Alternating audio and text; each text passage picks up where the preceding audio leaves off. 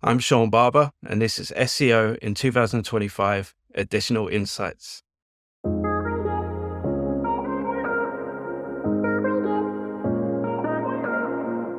Sean, what's your additional insight for SEO in 2025? Well, I believe that us SEOs should be exploring more around large language models and the results it gives us.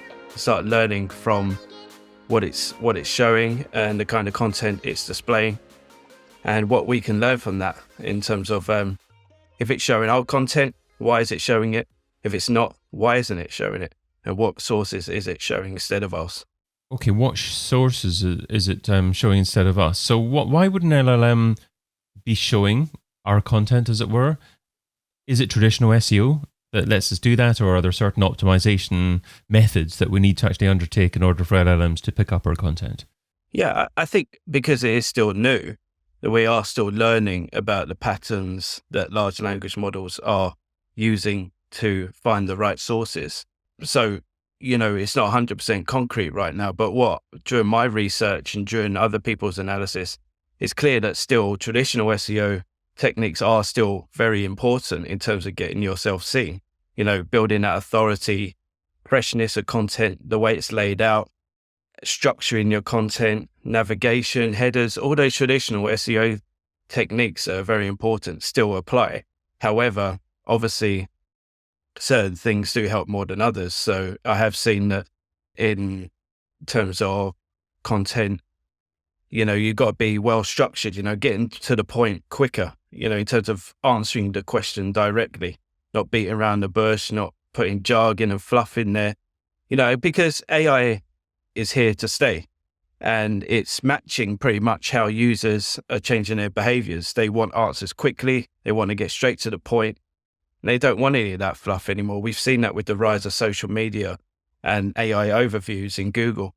So that's being reflective in these large language models. So a lot of the time, that is what I found when our content has been displayed on large language models like ChatGPT and Perplexity, is it's the ones that we very much cut all that fluff, all that jargon. We got straight to the point. It's really well structured. The headers are clear.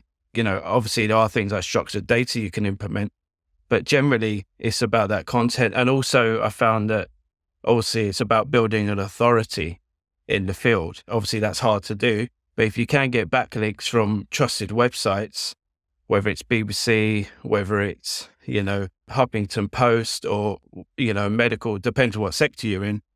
But these do obviously, like usual, benefit you in the long run. But there's things like content freshness also has an impact, because these large language models are working on live content now in terms of search.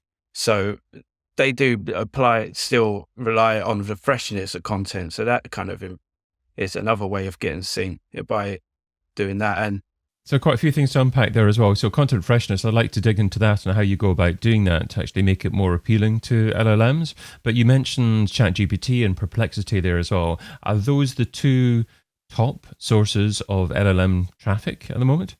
For what I've seen, that is the case, but it could be different for everyone. It really depends. But from what I've seen, that is the case, especially for where I work, and Macmillan, those are the two that we're getting the most traffic from. That might be because we're in that sector that's like heavily searched. People go to those LLMs to search for that kind of information. It depends.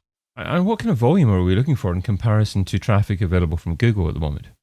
Yeah, that's the thing. People are going to say, well, look, Google is still the dominant player, and they are very much the dominant player.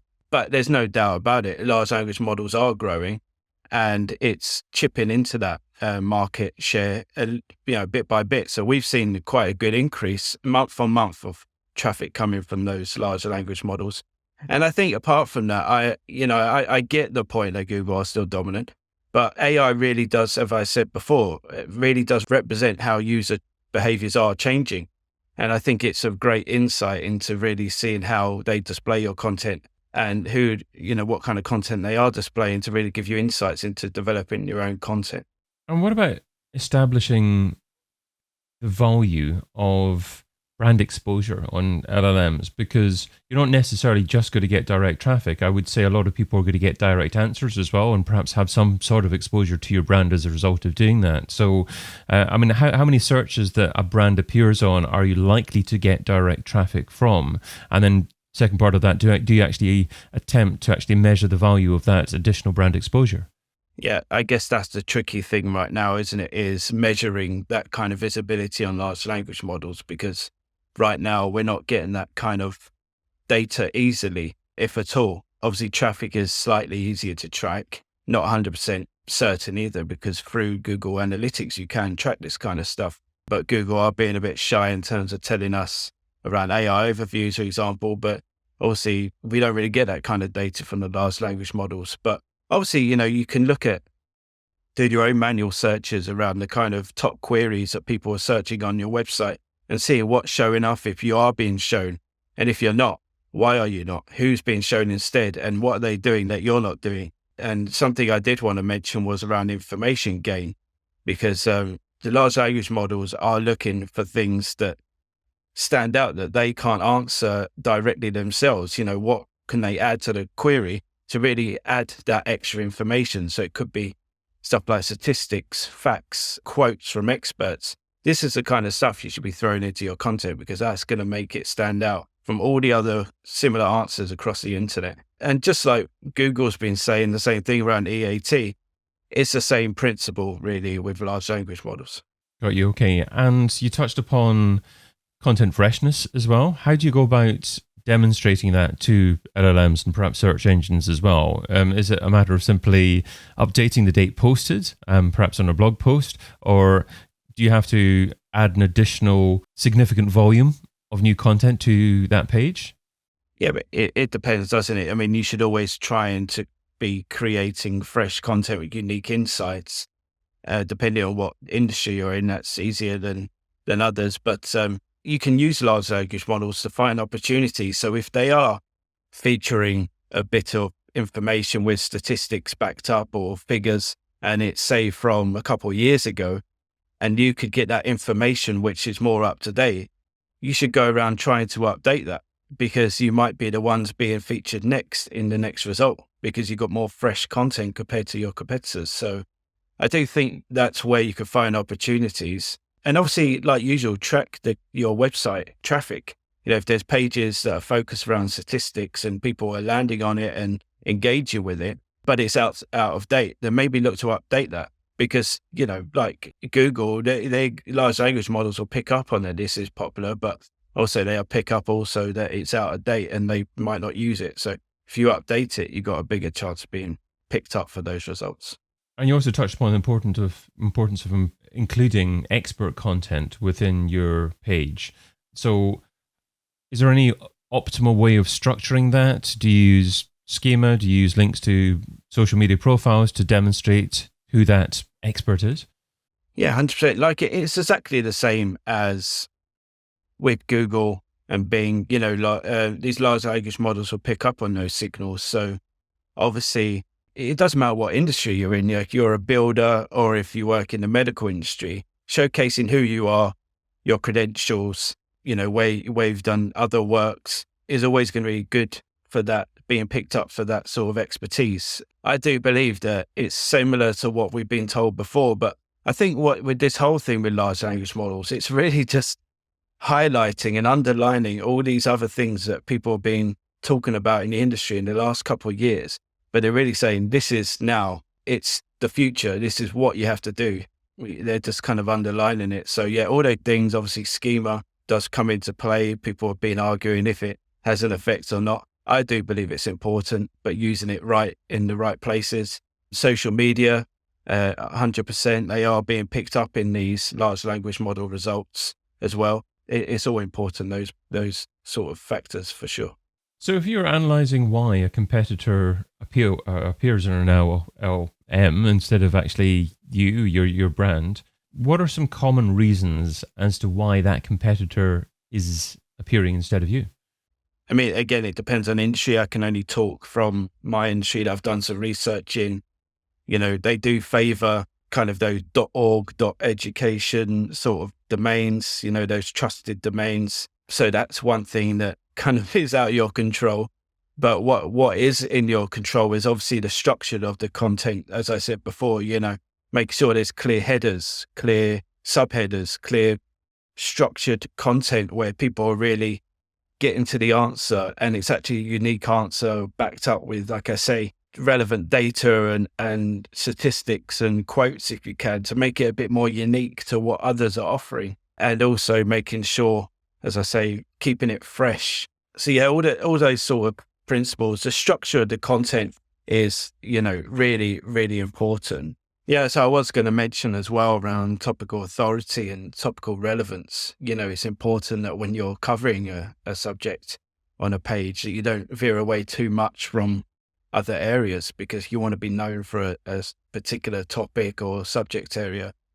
Then obviously they're going to be evaluating this content. And if you start talking about, random things on the page, they're going to think, there's other people talking about this subject that are really focused on it, covering in a better way. So we're going to, just like Google did, but it's really a polarized version of this. And also, like, every word counts, obviously they're getting better and better at understanding the connection between words. So you really got to focus on making sure it's all relevant information as possible when you're covering a certain topic. So how do you go about, just staying this topic for a second, how do you go about deciding upon what your topic should be? Because obviously you don't want to go too broad or too niche either. Yeah, obviously it all depends on what your subject area is. But yeah, it really does depend on your area of expertise. But, if you're a plumber and you're talking about, how to fix things around plumbing and stuff, you don't want to then start talk about gardening, because it's definitely going out of your area of expertise. So just stick with that. Obviously you can broaden it out. There are ways to go around it. It might be tools to use or best, places to store things and stuff like that. But you don't want to go too far away from your particular subject. We've seen it in recent history where certain websites have tried to do that and they've been badly hit. And LLMs just won't pick you up because they just don't think you're the right expert source to go to for that particular subject. Got you. Okay. So essentially know your audience, know what your expertise is, and then perhaps have a bit of a persona and a few paragraphs defined as to what type of content is likely to appeal to that audience. And then if you come up with a new topic, if there's some more keywords that you uncover, if there are some people also ask type questions that you're considering writing content for, then obviously run this past what you've defined as your audience and what your expertise is in order to decide whether or not to actually write content about it. Yeah, and what I think is really fascinating as well that I found it during my research is that if you're doing a service, for example, they're generally not directing people to these service pages. What they are liking is blogs. Funny enough, people saying blogs are dead, no room for blogging anymore. But actually, the large language models are actually really pointing people to a lot of our blogs, for example, that weren't being picked up before ever by Google. So it's a real great opportunity to kind of expand your content on your website with blogs still, but obviously they've got to be relevant and still follow all the principles we've discussed before. So if you are a service, don't just stuff your service pages with loads of random information like answering random questions. Put it in a blog and cover it well, show your expertise, and you've got more chance of being picked up, I feel. So we've been talking about how SEOs need to use LLMs. How are you finding other departments' involvement with LLMs as well? So I'm thinking maybe customer service, social media, user experience. Should other departments be open about what LLMs can do for them? And how should SEOs go about engaging with them about the use of AI in content?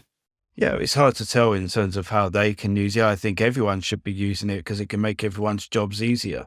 So I think everyone should be using it to a degree, depending on what they do. In terms of how they can help SEOs and influence this being picked up on large language models, they have a huge influence, like they do on normal on terms of Google, because they can help you build that authority. Obviously, PR can go out and get those pieces picked up on large publications if you have that capability. UX, helping you build a more user-friendly website, better navigation, all those things that they do. So that's very important. Social, in terms of getting your name out there, reposting, showing your expertise in the area. So these things get picked up. And generally, customer service are one of the most underrated sources, of any time, but definitely now, because they can pick up on trends, what people are asking in your industry, in your field, quicker than any search engine can, because they're getting it straight from the horse's mouth, so to speak. So if you can get that intel from them, start writing about it, answering those queries, just like Google, but now LLMs they're here to stay. They're only going to grow, and they're producing this content pretty much on the fly. So if you can answer a query before anyone else can, you'll be the one to go to for that particular issue, and quicker than ever before. If an SEO is struggling for time, what should they stop doing right now so they can spend more time doing what you suggest in 2025? Yeah, I believe it should focus less on those vanity metrics, the kind of keyword rankings, even traffic to a degree. I think people should be focusing on things like share of voice, visibility, and also obviously conversions, because that is what really matters, especially if you're revenue focused. So yeah, that's what I think. Sean Barber is the SEO manager at Macmillan Cancer Support, and you can find him over at searchwithsean.com. Sean, thanks so much for adding your additional insight to SEO in 2025. Thank you. Cheers. I've been your host, David Bain, and you've been listening to SEO in 2025 Additional Insights, a Majestic series that complements the original podcast, video series, and book. Find out more at SEOin2025.com.